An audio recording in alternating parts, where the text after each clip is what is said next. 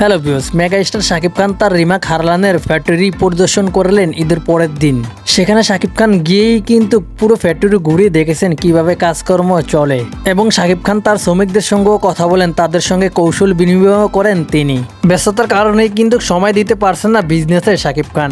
এবারে ঈদের ছুটিতেই কিন্তু নিজের হারলান ফ্যাক্টরিতেই গিয়েছেন শাকিব খান, গিয়েই সব পরিদর্শন করেই দেখে আসলেন তিনি।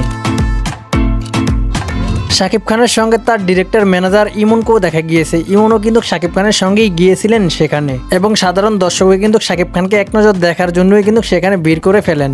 সবাই শাকিব খানের তুফান সিনেমা নিয়ে পড়ে আছে আর শাকিব খান ব্যস্ত আছে তার বিজনেস নিয়ে।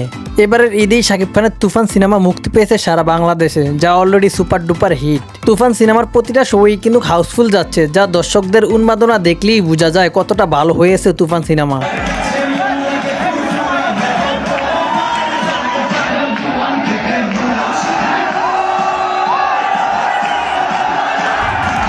মাত্র 4 দিনেই কিন্তু 10,25,00,000 টাকা আয় করে নিয়েছে শাকিব খানের তুফান সিনেমা দিয়ে, যা শাকিব খানের প্রিয়তমাকেও হার মানাবে। প্রিয়তমার চেয়েও কিন্তু এগিয়ে রয়েছে তুফান সিনেমা। ঈদের সময় এই সুপারস্টারের সিনেমা আসা মানেই আনন্দটা দ্বিগুণ হওয়া।